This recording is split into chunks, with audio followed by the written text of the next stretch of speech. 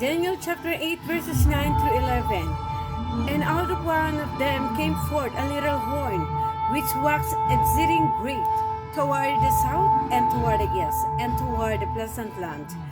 And it waxed great even to the host of heaven, and it cast down some of the host, and of the stars to the ground, and stamped upon them. Yes, he magnified himself even to the prince of the host. And by him the daily sacrifice was taken away, and the place of his sanctuary was cast down. Let's have a look at some of the identifying mark of this little horn.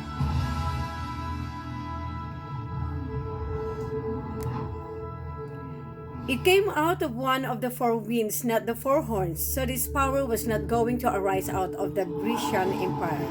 Wax exceeding great. Medo-Persia was great. Greece was very great, but this little horn was to be exceeding great, which is greater than all the other powers before it. Towards the south, Egypt. Toward the east, Syria.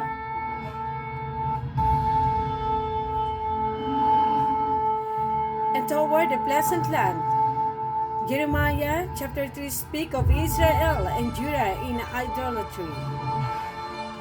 And the Lord asked them in verse 19, how can he give them the pleasant land which was Palestine? Even to the host of heaven, and it cast down some of the hosts and of the stars to the ground. Verse 24, with mighty and holy people. Obviously, God's people are being stamped upon. Stars in Revelation chapter 1 verse 20 are referred to as the angels, messengers to the churches, which are the leaders of the churches. So not only did this power stamp upon God's people, but also upon some of his leaders. Magnified himself even to the prince of the host, prince of princes in verse 25. This power was to even crucify Christ, the prince of God's people. From verse 23, we see the following. Towards the end of the reign of the four kingdoms, kings, another nation was to stand up or take control. Notice the identifying marks: king of fires, continence, and understanding dark sentences. In Deuteronomy chapter 28 verses 47 through 51, Moses is giving a prophecy of the nation that will finally destroy Israel. In it, we see the same identifying marks plus a couple more. Put a yoke of iron upon their neck, whose tongue thou shalt not understand, and a nation of fierce continence.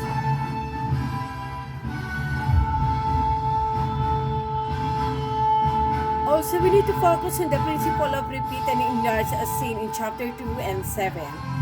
So what power arose from outside of the Grecian Empire?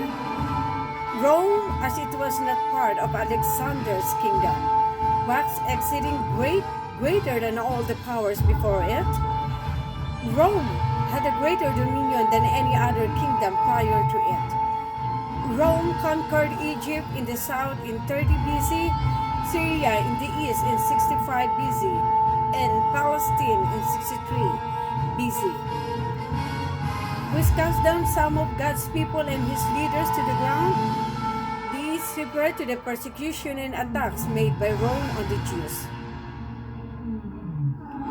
We also see a reference to Revelation chapter 12 verse 4, where the great red dragon, a symbol of Rome, cast a third of the stars of heaven to the ground. This was a reference to the taking away of 1/3 of the power of self-rulership from the Jewish nation, the 1/3 of which was the royalty leaving the Sanhedrin and the priesthood. Did Rome crucify Christ? Psalms 2 verses 1 to 2 and Acts chapter 4 verses 25 through 27 show that even though the Jews plotted and orchestrated Christ's death, they still had to gain the authority from Pilate, Herod, to carry out the crucifixion. Also,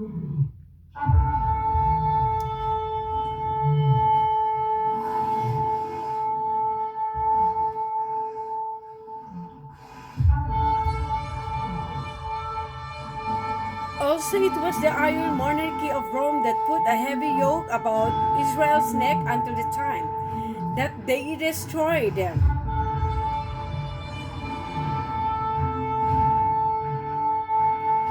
Plus, the Romans spoke Latin, which was a language that was not known or familiar to them, as Greek, Hebrew, and Chaldean were most common.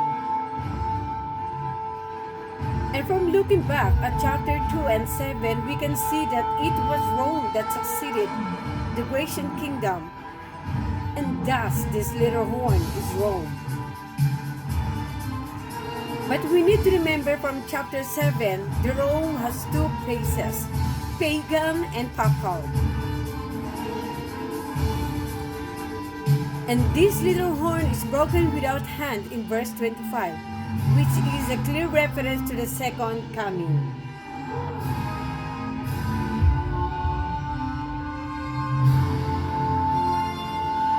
By him, the daily sacrifice was taken away.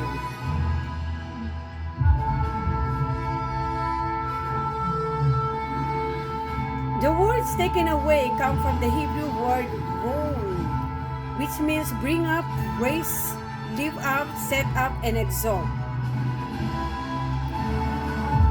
In Daniel chapter 4 verse 37, it is translated as extol. Daniel chapter 5 verses 19 through 23, set up and lifted up. Daniel chapter 11 verse 36, exalt. So this taking away of the daily is not a destruction of it, but an exaltation of it. If you look in your Bible, the word sacrifice is in italics, which indicates that it is holy and supplied word by the translators. It is not there in the original text. In the Hebrew, the word means perpetual or continual, and found to be in the noun form, which means that it's in a naming word. From verse 13, it is easily seen that the daily is paganism.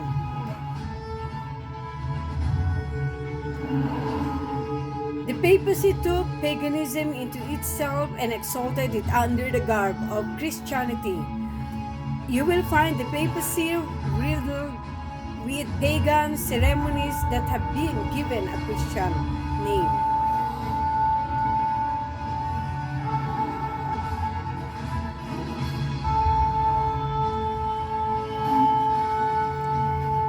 So by the papal form of Rome, the pagan form was taken away. Pagan Rome was remodeled into papal Rome. This is why we only see one little horn to describe the two powers, for in reality, one is just the continuation of the other. Notice the following quote. Whatever Roman elements the barbarian and Arians left were put under the protection of the Bishop of Rome, who was the chief person thereafter the emperor's disappearance. The Roman Church in this way privily pushed itself into the place of the Roman world empire, of which it is the actual continuation. The empire has not perished but has only undergone a transformation. That is no mere clever remark, but the recognition of the true state of the matter historically, and the most appropriate and fruitful way of describing the character of this church. It still governs the nations. It is a political creation and as imposing as a world empire, because the continuation of the Roman Empire, the Pope, who calls himself King and Pontifex Maximus, is Caesar's successor. Adolf Harnack, what is Christianity?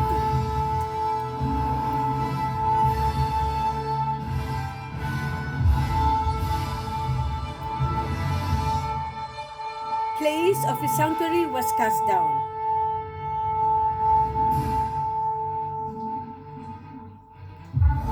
The word is refers to the daily pagan Rome. It is interesting to note that the word for sanctuary, Midas, can refer to a holy place of worship or an evil one, which is not uncommon as we see the use of this word to define an evil sanctuary in Isaiah chapter 16 verse 12 and Ezekiel chapter 28 verse 18. The significance of this word will be shown in verse 13. Pagan Rome's place of worship, the Pantheon and Rome itself, lost its eminence when Constantine moved the seat government of Rome to Constantinople in the east in 330 AD. Romulus Augustus, or diminutive Augustus, was the last of the emperor in the west until the move the seat to Constantinople in 476 AD. Rome and the Pantheon, the place of pagan Rome's worship, faded into the background as papal Rome absorbed the pagan idols and tradition, exalting them through so-called Christianity. This same transaction is recorded and brought to light in Revelation chapter 13 verse 2, where the dragon pagan Rome gave the beast papal Rome its seat, the city of Rome.